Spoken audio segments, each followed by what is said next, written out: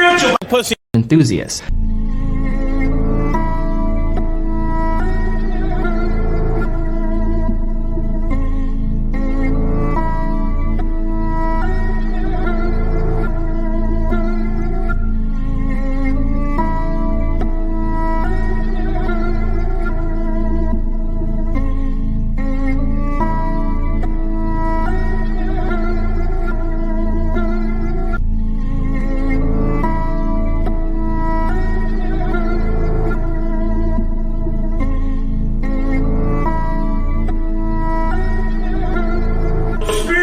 pussy Enthusiast. I am everything a God is and a God is not.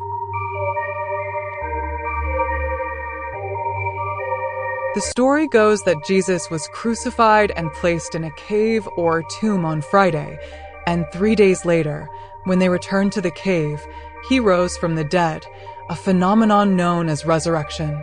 Many religious individuals, especially Christians, believe this event to be literal. However, personally, I do not believe it occurred as described, as I have never known anyone to be dead for 3 days and then come back to life. Nevertheless, I do find the story to hold significant spiritual meaning for those who approach it with the right mindset to understand or grasp it. When I engage with scripture, the gospel, or any spiritual text, I always interpret it from a symbolic and psychological perspective. For example, the crucifixion could symbolize the death of an old way of thinking or mindset, while the resurrection could signify the emergence of a new way of thinking or mindset. I do not believe in the existence of a physical Christ, but I do believe in the concept of Christ as an energy, spirit, or consciousness, a state of mind. Viewing it through this lens, the story begins to make much more sense to me. I find it difficult to conceive of any person who lived on Earth without committing any sins, or to believe in someone being killed and then coming back to life 3 days later.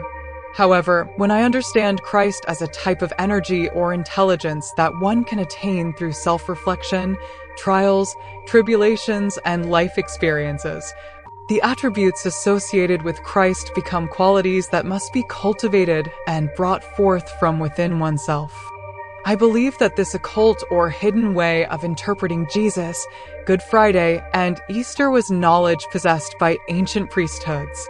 Over time, these teachings were mistranslated and misconstrued to represent a more physical, external experience rather than an internal, spiritual one.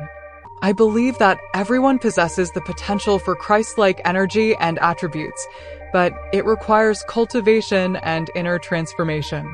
This perspective on Jesus, Good Friday, and Easter is not something I concocted arbitrarily. It stems from many years of research and exploration into religious, spiritual, and occult concepts. While I acknowledge that my view may not be the right one for everyone, it makes sense to me, and that's what truly matters in spirituality, finding what resonates with you personally.